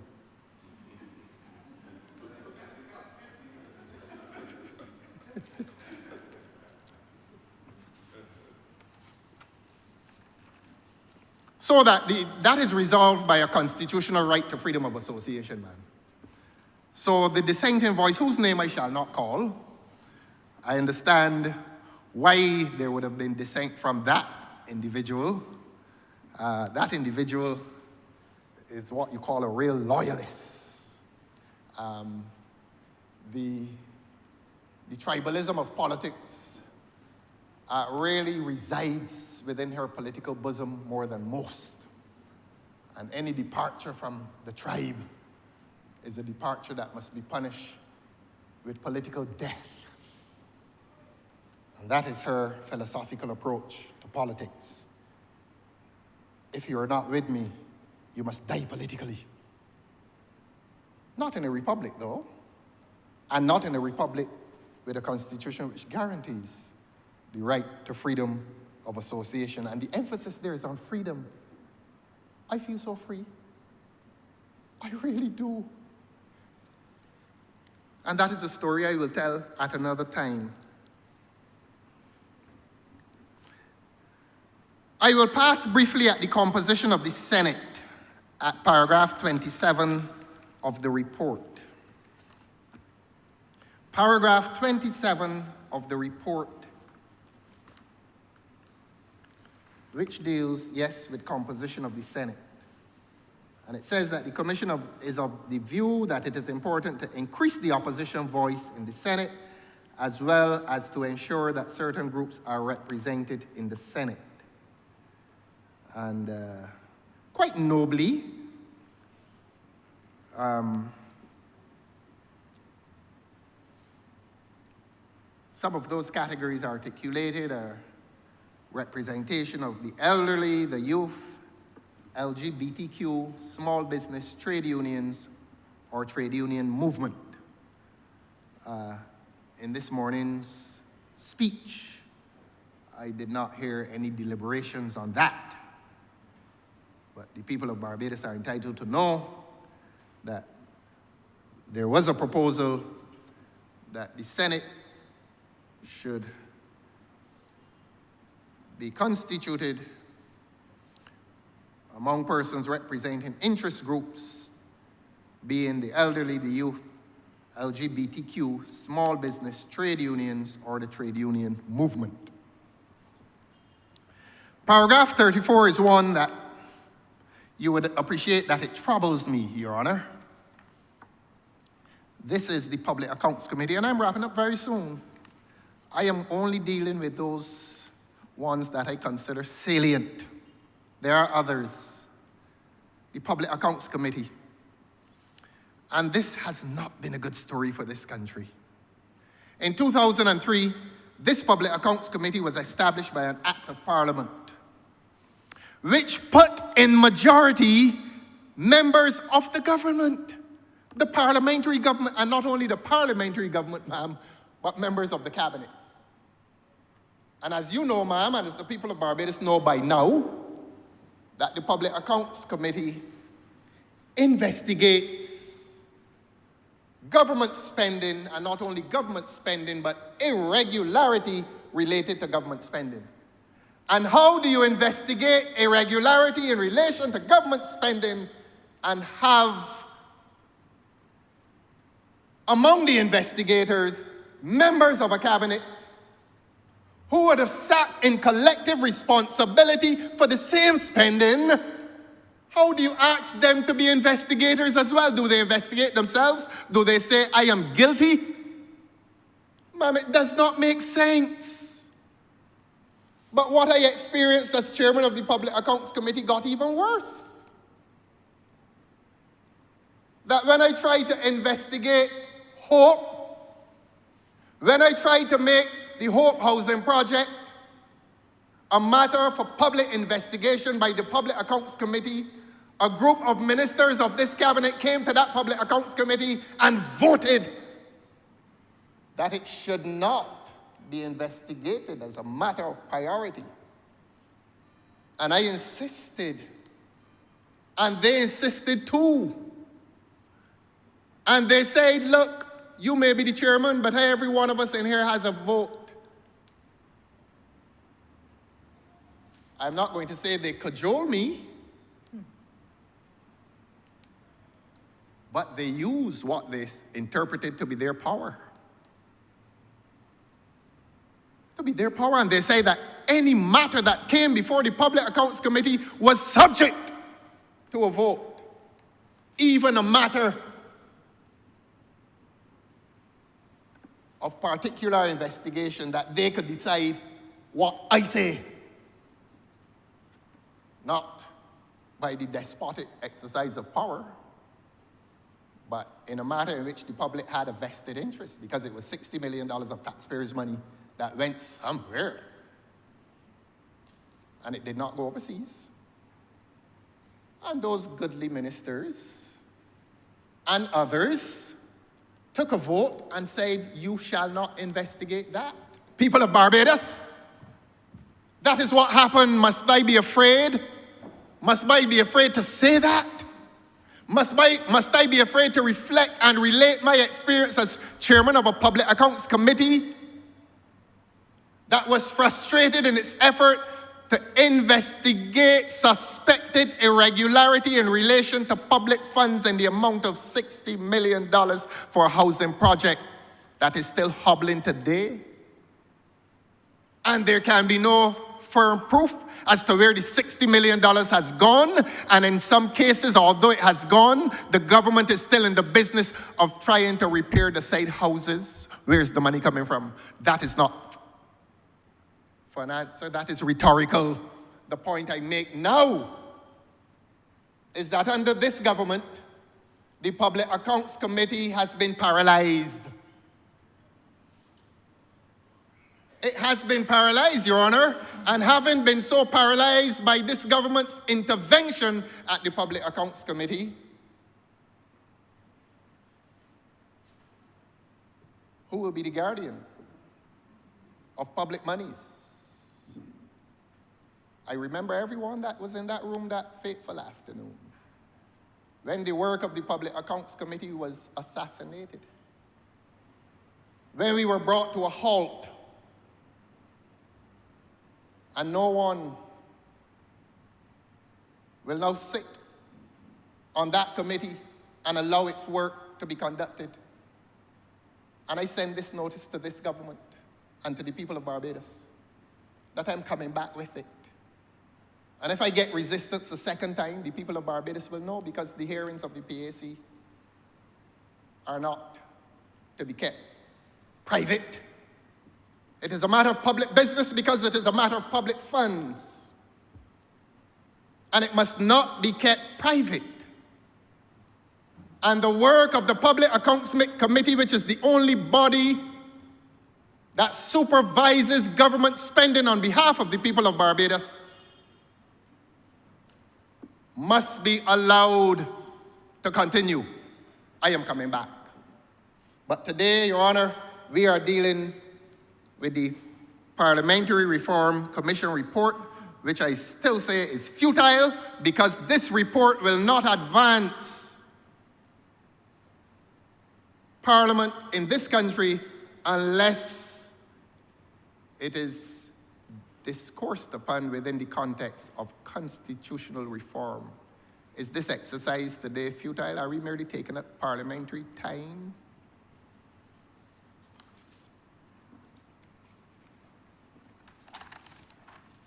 And so, Your Honor, that is where we are today. I close, Your Honor, by asking this government to suspend this activity today and to replace today's business with the report of the Constitutional Review Commission. I think that's the name. If this government wishes to be taken seriously as a government interested in constitutional reform, parliamentary reform is only properly dealt with within the context of larger constitutional reform. And I ask this government to suspend this business and to come to this country with urgency with a Republican Constitution. A Republican Constitution in which power derives and devolves from the people upwards, as opposed to a Westminster Constitution in which power derives and devolves from upwards downwards, except that in Barbados today, ultimate power is being exercised in this constitutional vacuum by an omnipotent and all-powerful Prime Minister. That is the state of political life in Barbados. That is the state of constitutional life in Barbados. And it is thriving in a state where there is a constitutional vacuum, where we are describing ourselves as a republic only because we have localized the office of the head of state. Yes, we are a republic because the head of state is local. But beyond that, none of the traditions of Westminster now visit this country constitutionally and politically. Ultimate power resides in the Prime Minister. And that is why I say a Republican Constitution is urgent, not for the sake of window dressing, but for the sake of freedom, justice, and democracy in this country. So that institutions must know that they have powers that are independent. Institutions of state must know that they have powers that are independent and that they can function impartially, except that every ministerial discourse in this country now admits that nothing is done unless it is done with the condonation of that office called Prime Minister. And it is said quite blandly, but it is true. The public says it, the public knows it, the public hears it, the public experiences it every day. Every news report. I am not here to condemn, but maybe if a minister speaks as to the work in his ministry, and he or she learns to speak independently, in defense of the dignity and the integrity and the independence of the office, except for collective responsibility, unless he or she learns to speak the language of ministerial responsibility, then he or she admits to prime ministerial autocracy. The former member for St. Peter used a different word. He used the word despotism. And there are many people in Barbados who now consider his words the words of prophecy. And it need not be prophecy, except that the Prime Minister must be told that the ultimate power in this country is the Constitution and not the Prime Minister. And the people of Barbados are weighted under by the ultimate exercise of prime ministerial power. Because we have suspended the Republican Constitution. And we remain with Westminster, except that we have dismissed the British Crown, replaced it with a titular local head of state, and I use the word titular. But that real political power now resides in the hands of one person. And that display of power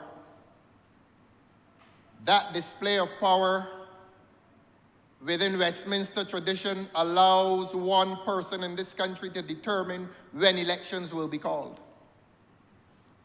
That is not a feature of republicanism. A feature of republicanism would be that a term of government is fixed. Whether 4 years or 5, it is fixed. So that an election date is not a matter of ambush. An election date is properly fixed within a Republican Constitution where representative government properly exists. Where power is genuinely exercised on behalf of the people and not by the whim, not by the arbitrary action of one person who will determine that all activities of the state, from the police back to any other institution, will be at the whim and fancy of one person who happens to be called the Prime Minister. That is the state of Barbados. That is the constitutional state of Barbados. And we realize this document today. This document, for all intents and purposes, ma'am, is useless. And I mean no disrespect to those who sat on the commission, because they ought to have been the Constitutional Reform Commission. When one looks at the qualification and the content of the commission, the Parliamentary Reform Commission, they ought to have been the Constitutional Reform Commission. But this comes today while the other report remains hidden from public view. I don't know when they'll bring it, but this country needs a proper intervention by a government into the public domains of this country to ask this country how it feels about a new constitution and how it feels about what should be the content of that new Republican Constitution. But As I said, government's chief law officer told this country a few months ago, it is not a priority. And I repeat, the reason it is not a priority is because maybe this government is comfortable with dictatorship. Maybe, just maybe. And don't be alarmed that I said that, ma'am. That is a view that is honestly held. That this government seems quite content with dictatorship. And the people of Barbados must be relieved from dictatorship. And the words of the former Honourable Prime Minister and representative for St. Peter must now be put to rest. And if his words are not to be put to rest, if this government continues on its trajectory, his words will not be put to rest. That's what I meant to say. That if this government continues on its present trajectory, the words of the former Honourable Member for St. Peter remain words of prophetic truth, that this country remains subject to despotism. You've been very patient, ma'am. I'm obliged to you. Honourable Member for St. Peter. Thank you very much, Madam Deputy Speaker. I rise to join the debate on this resolution.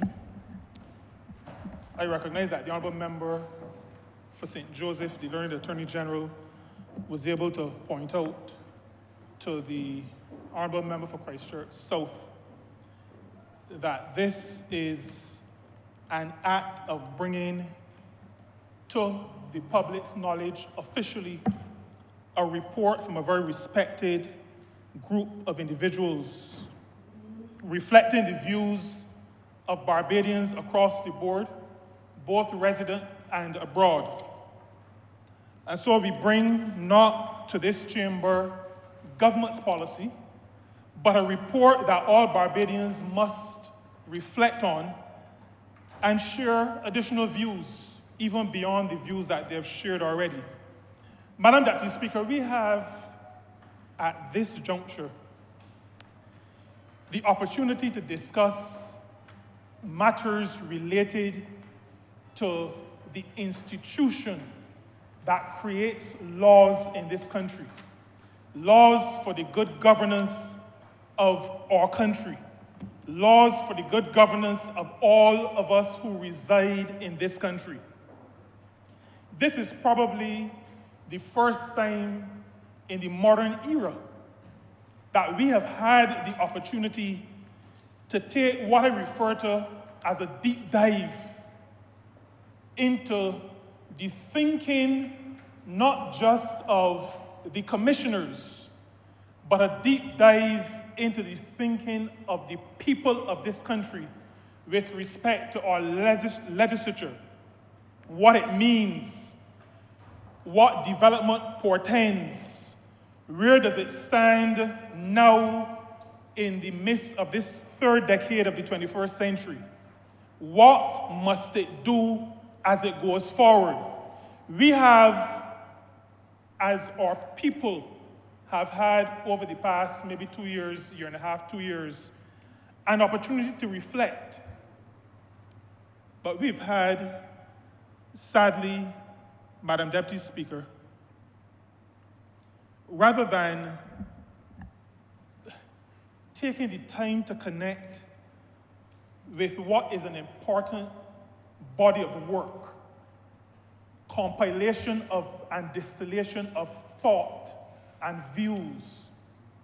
Rather than that, we have had, and I say unfortunately again, the Honourable Member for Christchurch South, the Leader of the Opposition, attempting, and I'm using the word attempting because the action did not succeed, but there was an attempt, it appears to me, to reduce this debate to a matter of what is happening in the law court.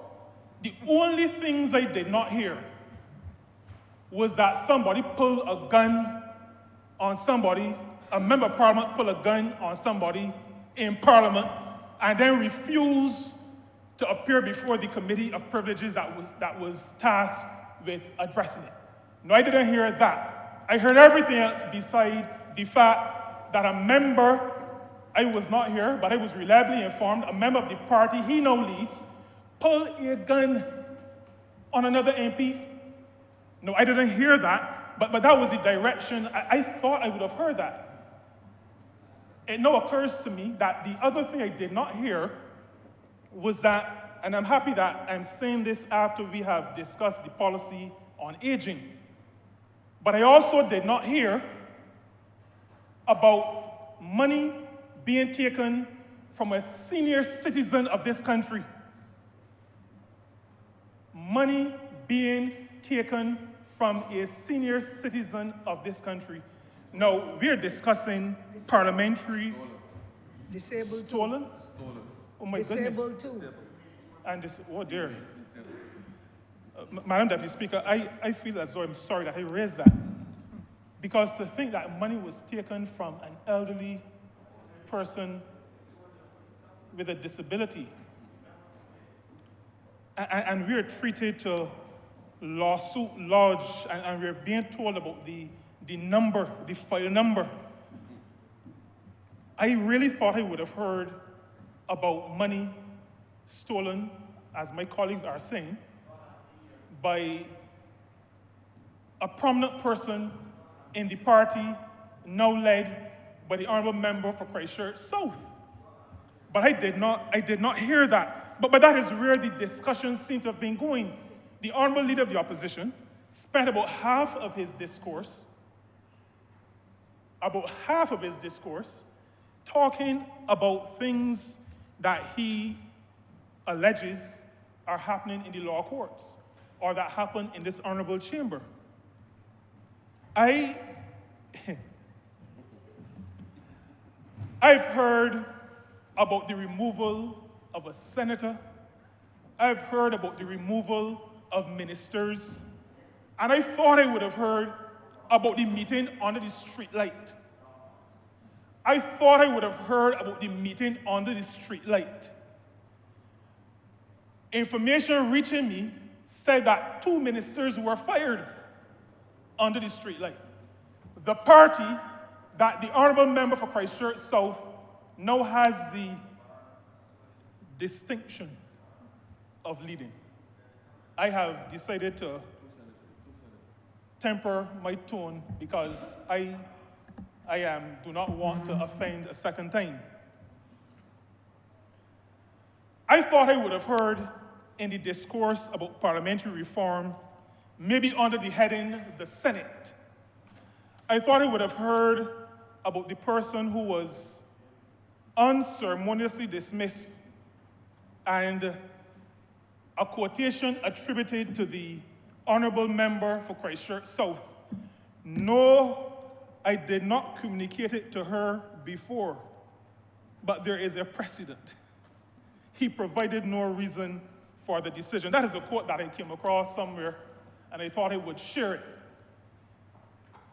I'm not sure where the Honourable Leader of the Opposition was going, spending half of his speech, as he did, addressing matters related to legal issues or issues raised in Parliament.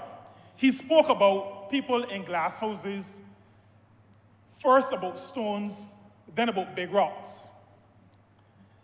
When I realized what he had left out from his discourse, the pulling of a gun, the stealing of money, $250,000 or how much ever it was, the dismissal of a senator, I thought about those boulders I saw on Spring Garden on my way to Parliament this morning. Armored stones. And I think the Honourable Member for Christchurch South would do well if he adjusted his statement to say that people in glass houses should not throw stones, should not pelt big rocks, and certainly should not deal with armored stones that break the spirit of elderly people with disabilities when you carry away their money, or break the spirit of those who have been elected to serve in this honorable chamber by pulling a firearm on them. You should not handle armored stones when you are doing that kind of a disservice to the people of this country. Madam Deputy Speaker, there is a matter that must be addressed, and it is the matter of the Public Accounts Committee. It is part of the parliamentary system. It is a committee set up, like the Honourable Member for Christchurch South indicated, an authority he believes on the law, and so he can quote to you the act, the number, the date on which it was passed. He neglected to say that his party, the party he has now I'm not sure if I should say privilege, but the party that he now leads, left on the order paper a motion or a resolution or something of the sort to get rid of the Public Accounts Committee. The party he now leads, with his profession of how great the Public Accounts Committee is and how it ought to do its work, that party had on the order paper of this Parliament a motion or a resolution to get rid of the Public Accounts Committee. And the people of Barbados must be made aware of that. This newfound appreciation for the Public Accounts Committee seems to me very convenient. Now, I have to say more on that matter. The Public Accounts Committee has met on every occasion upon which it was called to meet by the Honourable Leader of the Opposition, the Honourable Member for Christchurch South. I, the member for St. Peter, have been assigned to be a member of the Public Accounts Committee of this Parliament in this country. Madam Deputy Speaker, I must say, without judging either the words or the motive behind the words of the Honourable Member, and I use the word honourable sincerely, the Honourable Member for Christchurch South, the Public Accounts Committee has never refused to investigate any matter coming before it. So the phrasing, and I detected an attempt not to tell an untruth, but to phrase a conglomeration of words in such a way that it may be construed by those who were not there and do not know in an untrue way. If I may be a little bit specific, because we're talking about the Parliamentary Reform Commission's report, and I agree with the Honourable Member that the Public Accounts Committee is an integral part of Parliament and its functioning. The Barbados Labour Party knows that because when the current Honourable Prime Minister was leader and chair of the Public Accounts Committee, members from the then government, the Democratic Labour Party, now led by the Honourable Member for Christchurch South, refused to attend meetings, refused to allow a quorum to be met. This Barbados Labour Party understands the Public Accounts Committee, respects the Public Accounts Committee, attends meetings of the Public Accounts Committee.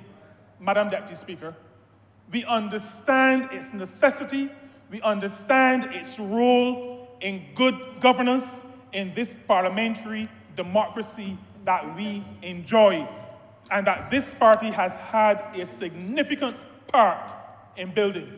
We will never destroy those foundational, fundamental institutions that keep us honest, that keep our feet to the fire. What the members said to the chairman of the committee is that we had already started work on some other issues, and that it was only right that we conclude those issues first. We recognize that the issues that he wanted to address were issues that needed to be addressed. Nobody on that committee from the government side was opposed to addressing any of those issues, including hope. And we don't have a difficulty in calling the word hope. We had no difficulty, and I've come to this honorable place with a little bit of credibility, and I don't intend to lose it over loose talk by any honorable member in this place. And I say loose talk not because it necessarily was intended to be loose, but it might be picked up in the public space loosely. The Public Accounts Committee did not refuse to address the matter of hope. The Public Accounts Committee, recognizing, because as a Barbados Labour Party, we try to do things in order. We believe in decency and order. And so we said those matters that were on the table that we'd already started to discuss, already held hearings, we should conclude those first. And so I'm not saying that the honorable member tried to mislead. I'm not saying that any lies were told, but I've said what I've said just in case anybody hearing the words understood it to be a lie. If they did, I want to disabuse them, because he, as far as I know, is an honorable man. But he used words to try to mislead or to misrepresent, is what I should say, misrepresent the position of the Barbados Labour Party members of the Public Accounts Committee. And I think that it is about time that the honourable member for Christchurch South stop attempting to mislead the country on that matter and deal with the substance that he is now charged with dealing with. And you know, I am very happy that we now, in the last few months, see the honourable member every time Parliament sits. He said publicly recently that I'm no longer his friend. But he remains my friend, because even Stephen being stoned said to the crowd, "Lay not this sin to their charge." He will remain my friend. However, he has to stop his efforts to mislead the country. The same education that he keeps talking about with his party has put Barbadians in a position where they recognize folly most times when they hear it, even when it comes from a leader of the opposition. They recognize it, and they spoke very loudly just a few weeks ago in St. James North about it. Madam Deputy Speaker, I want to get on with what I'm saying, but what is very interesting in my head, and I can't get it out, there seems to be an obsession at the level of the honourable member for Christchurch South with the honourable member for Christchurch, for St. Michael Northeast. I use the word obsession because I think that is what it has become. I don't know if it was always there at that level, but after sitting in Parliament for the last maybe year and a half or however long he crossed the floor contradicting what his voters had sent him here to do, I think I detect some level of obsession with the Honourable Prime Minister. And I would simply encourage, even though, you know, the Prime Minister was trying to ask the Democratic Labour Party to get its act together, I know that he is not in the mood to take any kind of encouragement or advice, but still I say, I feel you should try to get over that obsession. I think it is obstructing what is happening in terms of your contributions to serious monumental debates within this honorable chamber. You should never allow a single person to take over your thinking to that level where you eat, drink, sleep, so much so that when you're eating your lunch, you cannot even speak to them. That is something that we really need to, the honorable member really needs to get over. The honorable member, he wasn't making the connection, but we have in this report the matter of fixed dates for elections. It amazes me that the honorable member for Christchurch South used the word ambush between 2 and 4 times. I heard it so often that I lost count. But I know there's Hansard, and there's also the recording, and I don't want that somebody picks up to say that I miscounted. But it was somewhere between 2 and 4 times, this matter of ambush with respect to setting election dates. The honorable member, in December, if I'm not mistaken, last year, predicted when the by-election would be. Well, I know he has a diploma in theology. I did not know he was a prophet, but apparently he is. And in that case, the matter of ambush should not be an issue by September. It should not be an issue. So, because if the leader of opposition is so well able to predict when an election will be called, then there is absolutely no need. And this is where I talk about this cognitive dissonance. He almost accurately predicts a by-election, and then he says there should be a fixed date, as though he is losing his predictive powers. Madam Deputy Speaker, we have a system, and I think the honorable member for St. Michael Northeast adequately addressed it today. The British system allows for the fixing of the term, but allows for early call for elections. And so there is no contemplation of this absolute fixed date for calling an election. And I want to say that the honorable member for St. Michael Northeast, in her sharing with this honorable chamber and with the people of Barbados, her views on the recommendations contained in this very expansive document, she did a service to the people of this country. She was open and she was transparent with respect to her views on the recommendations in this document, those with which she addressed. I believe, Madam Deputy Speaker, that that is a tribute to the kind of democracy that this Barbados Labour Party practices. We are open with the people. That is why we rub shoulders. That is why we have ideas forums, fora. That is why we have parish speaks. That is why we have committees of parliament that engage the public. That is why with every major piece of legislation or policy, we reach out to the public in the form of town hall meetings. Madam Deputy Speaker, we understand that for a country to progress and to develop properly, its systems of democracy must be supported, strengthened, developed. We must ensure that our democracy is built on a firm foundation. And Madam Deputy Speaker, that is probably because the foundations of our democracy were built on the struggles of people in the past.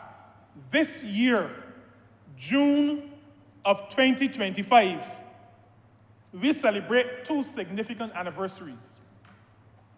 The Honourable Prime Minister Honourable Member for St. Michael Northeast referred to one in her presentation today. She spoke to 75 years since the debate on the matter of adult suffrage. June of 1950. This year, besides representing the 75th anniversary of that debate, monumental. This is nothing to do with any hierarchy of what is important. Everybody in this honorable chamber, Madam Deputy Speaker, must recognize that governing is a continuum. We build on what has happened in the past. We do not try to make education better than enfranchisement.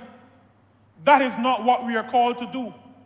We build on what has been done, what has been achieved by those who have gone before us, who have preceded us.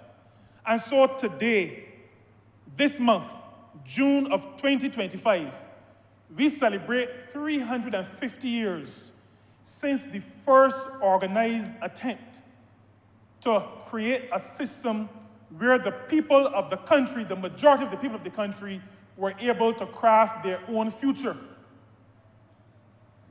June the 12th, 1675, Coffee was to be crowned King of Barbados. That first attempt, first island-wide mass attempt to create a society where each person living in the society would be able to exercise their right of self-determination. We stand here today on the shoulders of those who've gone before us. And this Barbados Labour Party understands democracy because our founder, the late Right Excellent Sir Grantley Herbert Adams, he was the one who, through his advocacy in 1937, through his setting up of this political party in 1938, through his establishment of the Barbados Workers' Union in 1941, and who, through his work in the legislature in 1950, was able to bring the franchise to the ordinary people of Rosehill and Oistins, and allow us to be able to be here today. We are building on that track record of advancement, of building democratic institutions, and recognizing that those democratic institutions must be strong if our nation is to be strong. This Barbados Labour Party understands that. And so we do not need to be lectured on Westminster. And I take any lecture from, even as I say we don't need to be lectured, I take any counsel from the Honourable Member for Christchurch South on matters related to Westminster, because I feel it is best to learn and hear about Westminster from somebody who is a counselor to the King. I am not taking any lecture about Westminster from anybody who is a senior counsel or an economist or a foreign service expert. I am taking my information on Westminster and its backwardness and its embracing of backward concepts, about its monarchical backwardness. I am taking my information because I think it is authentic when it comes from the King's Council.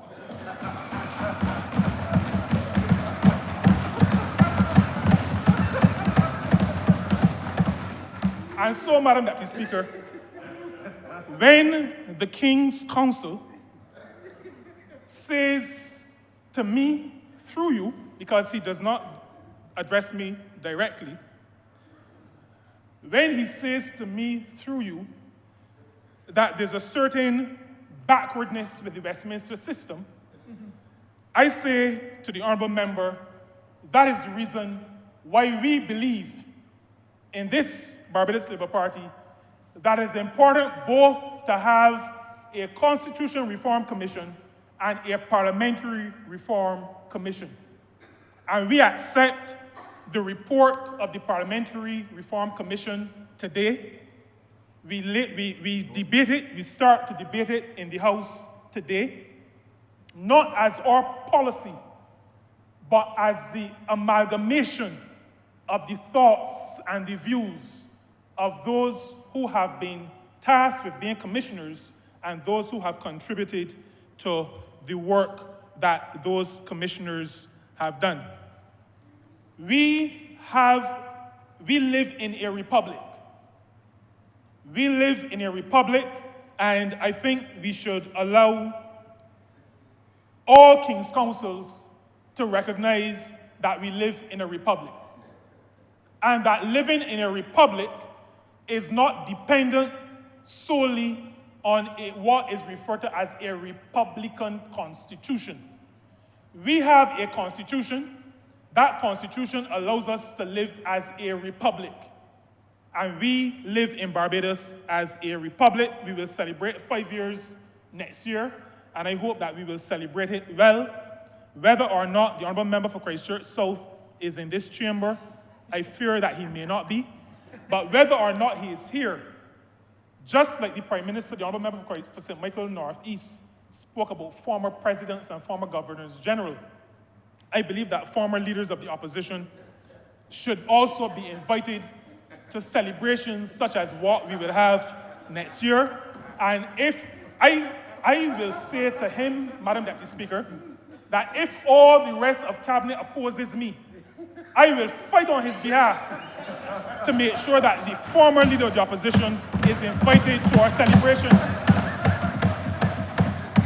He does not have to be on speaking terms with me. I am a man of principle, and I will fight to make sure that he is invited, even as a former, because former prime ministers will be invited, and I think it is only fair that former leaders of the opposition are also invited. Now, Madam Deputy Speaker, I spoke about Coffee's revolution. I spoke about what happened 75 years ago in this honorable chamber. And I take those two and I reflect on the terms of reference of the document that we've been discussing. Recommendations to enlarge and strengthen Barbados' democracy. And because we feel so strongly that for a state to continue to not fall victim to the vagaries of what is happening in the international or regional or even in the domestic space, that is why I feel so strongly that it is important that we have this debate. That is really the reason why I was saddened about the Honourable Leader of the Opposition's approach. Because as an erudite, maybe I was not supposed to call that word. I'm not sure if the Lord was telling me that that is not accurate. But I was thinking I was going to say erudite gentleman, and who normally, before he became Leader of the Opposition, would give quite good contributions in this honourable chamber. But I really expected to hear taking hold of the idea of transformation, taking Barbados forward. I did not think that this would become political because it does not represent our party's policy. It is not a document of our party's policy. There are some things, maybe many things that we agree with, but it is not our policy. So I thought we would have been mature enough to rise above partisanship, at least for this debate. There are some matters that we really have to grab hold of. You know, the matter of first past the post is one that I have thought about long before I've been involved in politics. I've seen, and the one that stays with me and always gnaws me, is Italy. A country that, and with all due respect, I'm just using the example based on the news that I've heard and read, that cannot keep a government together for very long.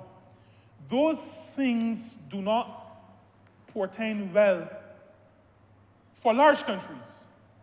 But for small countries that have limited resources, we cannot afford the kinds of instability that often becomes the case when you have the proportional and those other types of structures that we do not currently have. And I say to the people of Barbados, through you, Madam Deputy Speaker, that as a small country, as a developing country, as an island state, we have to be careful with the practices we adopt. And so I'm fully in support of first past the post. I do not believe in term limits, because I believe that if something is broke, I'm not sure why you would want to fix it. I'm not sure what you would be fixing. Leadership in some places apparently was broke, and one of my constituents was the victim of the fixing. But if something isn't broke, there's no need to fix. So I do not believe in term limits. I strongly support, and this is where I believe I agree with the Honourable Member for Christchurch South, the matter of the Speaker. And I agree with him that it should be a judicial type of role where you are non-partisan and you preside over a chamber that has two sides, and that you will want your rulings not to be misconstrued as supporting a particular party or not supporting a particular party. And so I believe that the Speaker should be an independent position. It is the Speaker, this is the Speaker's chamber. And so the Speaker should not be on my side or on the other side. The Speaker should be an independent Speaker. I also believe that registration of political parties is, to me, almost a common sense next step. We have we have elections in this country based on political parties. I got cursed by people from another political party, and some people were going to the meetings of that political party. There were a few, and I don't believe that there were more animals and police than people. I think the animals and the police together were about the same as the people. But we fight, we're involved in politics as political parties, so in my mind there's no reason why parties then should not be registered. I think it is the logical next step. And there are some others. I realize that there is some discussion about the matter of cabinet, and there are a number of views expressed, and I'm going to end on that point. Any political party in office must have the flexibility. And I say this to you, Madam Deputy Speaker, and I say this to the Honourable Member for Christchurch South through you. Every political party, because the party that he now represents may become the government someday. Maybe. Right? He may not be around the party when it happens, but it may become the government someday. I do not believe that the party he currently leads should be hamstrung in its efforts to decide on and manage this country and its affairs. We do not know what challenges will be faced. We should not put structures and strictures in place to hamstring the operation of any leader of a government with respect to how to allocate resources. And I say that, I end on that, because I wanted to say that we should not, in this debate, resort to purely partisan approaches. This Parliamentary Reform Commission was made up of people across the political spectrum, and maybe of people who have no political affiliation. This report represents what has been distilled from the conversation. This report represents the views of many in our country. This report is not intended to be a party document. And so, as I commend it to this Honourable Chamber, as I commend it to the people of Barbados, I want us, as we discuss, know that we have made it a public document, as we must, know that we've made it officially a public document. I ask my country people to review it see what is the result of your consultations, and feel free to share additional views as we move forward on this very important matter of how we strengthen this fundamental structure of our democracy. Madam Deputy Speaker, I'm obliged to you. You're most welcome.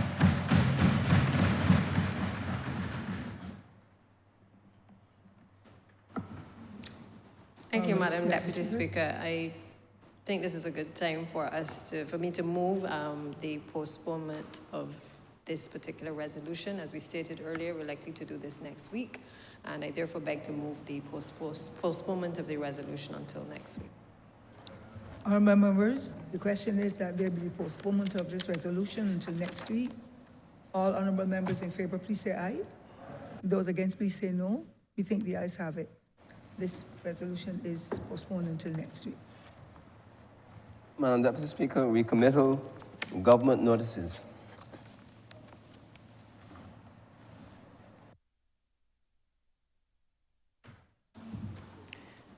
Madam Deputy Speaker, I beg to give notice of a resolution to approve, in accordance with the provisions of the External Loans Act, Cap 94D, the borrowing by the Government of Barbados of the sum of up to $500 million in the currency of the United States of America on the international capital market for the purpose of A, refinancing of government's 6.5% 2029 bond and a portion of government's debt to the International Monetary Fund for the external fund facility, and B, establishing a sinking fund for the redemption of each issue of securities made under the said act and for the monies necessary to maintain and service that fund.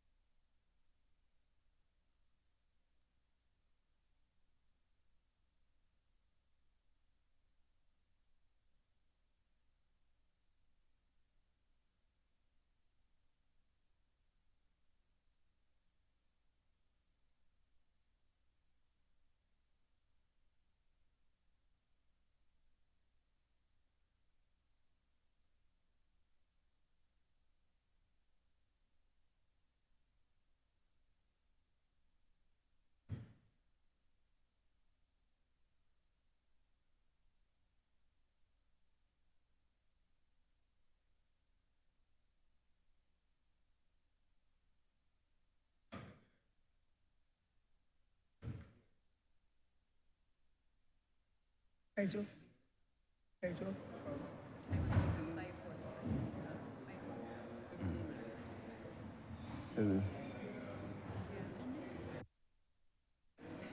Madam Deputy Speaker, revert to government business. Order number 9. Honourable Deputy Prime Minister. What's the one I'm replacing with?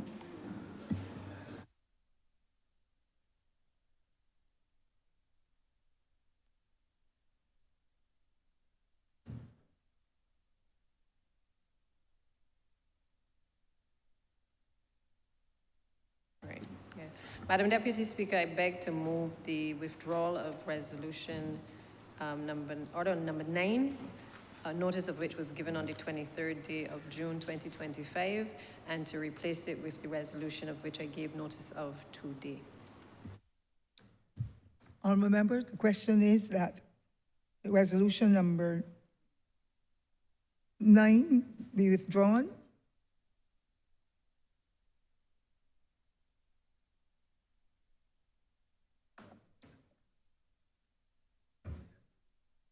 And the resolution that has just been given notice of. All our members in favour, please say aye. Aye. Those against, please say no. We think the ayes have it. Resolution has now been approved. Thank you, Madam Deputy Speaker. I therefore beg to move the suspension of the House for 15 minutes until 5:45 p.m. Honourable members, the question is that this House be now suspended for 15 minutes. All our members in favour, please say aye. Those against, please say no. We think the ayes have it. This House is now suspended for 15 minutes.